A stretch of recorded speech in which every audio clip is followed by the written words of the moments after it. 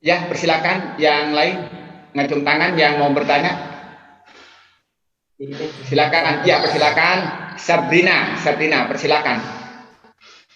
Sabrina Dirva, persilakan. Dibuka mic-nya. Dibuka mic-nya. Di Ya, dibuka mic-nya. Ya, silakan.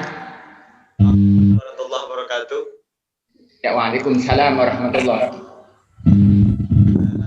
Begini, Bapak Idrus dan muliakan. Saya mau bertanya mengenai sholawat nariyah. Mohon kita berjumpa itu tetangganya Bapak Idrus yaitu di sebelah baratnya Bapak Idrus, timurnya Bapak Idrus itu sering mengatakan itu adalah amalan-amalan syirik. Terima kasih. Assalamualaikum warahmatullahi wabarakatuh. Ya, persilakan Kiai langsung dijelaskan tentang salawat nariyah yang isinya mengandung syirik katanya. Gimana argumen-argumen yang bisa dibangun?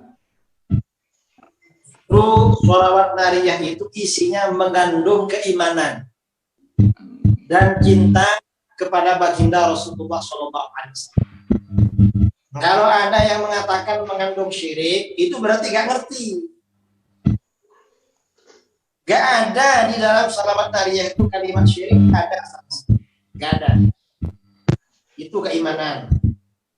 Dan insya Allah ya, kalau baca buku ini, dalil-dalil sholawat nariyah, nanti jadi paham itu. Bahwa itu memang dalilnya kuat sekali.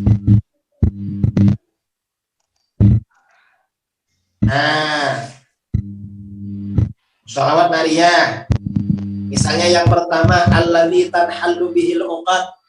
Ini contoh ya, gak saya terangkan semua. Segala ikatan bisa lepas sebab Nabi SAW. Nabi SAW menjadi penyebab terlepasnya ikatan. Yang dimaksud terlepasnya ikatan ini artinya apa? Ini maksudnya orang yang gagap berbicara bisa sembuh dari gagap. Kata orang Madura, loklah, tak lancar kalau bicara. Mengapa?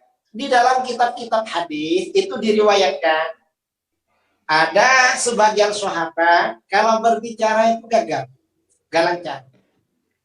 Lalu oleh Rasulullah mulutnya diludahi. Begitu diludahi langsung lancar berbicara. Berarti kalau begitu Rasulullah itu menjadi penyebab orang hilang gagap berbicara. Ini yang dimaksud tanhallu bihil. Itu ada riwayatnya di dalam kitab-kitab hadis. Ini contoh. Jadi gak syirik.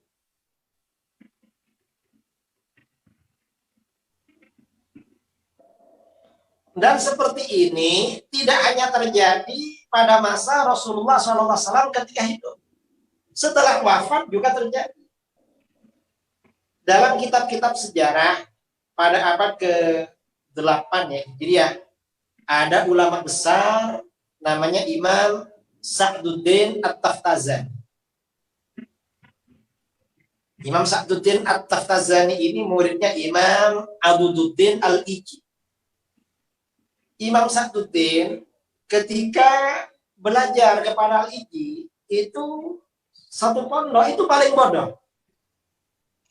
Kalau berbicara kawan-kawannya ketawa karena paling bodoh. Orang bodoh tuh biasanya jadi bahan ketawa. Suatu ketika Sa'duddin ini ketika sedang belajar di kamarnya ada orang datang. Sa'duddin, ayo pergi ikut saya. Kata Imam Sa'duddin, saya ini belajar. Gak bisa diganggu. Orang itu pergi. Lalu orang itu datang lagi. Sa'duddin, ayo pergi ikut saya. Nah saya ini bodoh. Walaupun belajar, saya masih bodoh. Kalau ikut kamu, tambah bodoh sih. Jangan ajak saya. Orang itu pergi. Ketiga kalinya orang itu datang. Saduddin, ayo pergi ikut saya. Loh, yang bodoh ini siapa? Saya bilang, lalu kata orang itu, Saduddin, kamu dipanggil baginda Rasulullah. Rasulullah panggil kamu. Akhirnya Saduddin pergi, dia pakai sandal bersama orang ke satu tempat di bawah pepohonan. Ternyata di situ ada Rasulullah bersama para sahabat. Ini mungkin secara yakinlah di dalam Syadzaratul Zahab, secara yakinlah, kira-kira secara yakinlah. Sebagian ulama modern menafsirkan itu mimpi, tapi sepertinya yakinlah. Sampai di situ Rasulullah tanya, kamu dipanggil 3 kali, tidak segera datang. Ya Rasulullah, saya nggak tahu kalau Rasulullah panggil saya. Dan saya ini bodoh Rasulullah, maafkan saya. Tolong Rasulullah, bagaimana saya biar tidak bodoh. Lalu Rasulullah baca sesuatu, kemudian menyuruh Imam Saduddin ini buka mulutnya, lalu diludahi. Setelah itu suruh pergi, sudah, kamu pergi, kamu ke pondoknya. Besoknya, esok harinya ketika Imam Al-Iji ini mengajar, Imam Al-Iji ini sebelum memulai pelajaran baru, biasanya murid yang cerdas-cerdas, yang pandai-pandai, disuruh mengulangi pelajaran kemarin. Itu disebut dengan mu'id. Biasanya di mana ya? Di sejarah ulama-ulama dulu itu, ulama itu biasanya punya murid yang bertugas sebagai mu'id. Mengulangi pelajaran gurunya yang kemarin. Yang Saduddin ini angkat tangan, guru, gimana kalau saya yang menjelaskan pelajaran kemarin? Karena beliau ini terkenal bodoh, kawannya ketawa semua. Loh, Pak ini menjelaskan. Lalu oleh gurunya Imam Al-Iji, coba kamu. Lalu Imam Saduddin ini menyampaikan keterangan luar biasa. Sampai-sampai gurunya menangis.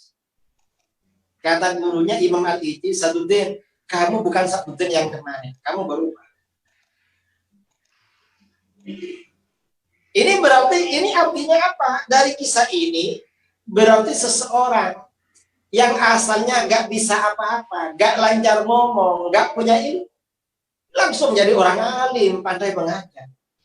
Ini namanya alladzi tanhallu bihil uqad.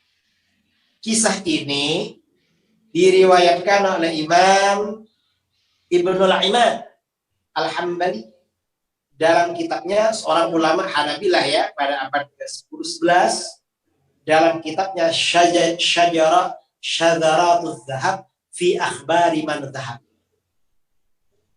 Dalam buku ini ya banyak kisah-kisah seperti riwayat-riwayat hadis, sejarah seperti itu banyak. Silahkan baca dalam buku. Ini salah satu contoh ya. Salah satu contoh. Ya, terima kasih sudah jelas ini ya tentang selawat nariyah. Oke, yang lain yang mau bertanya ngacung tangan, persilahkan. Persilahkan yang mau tanya, ya persilahkan.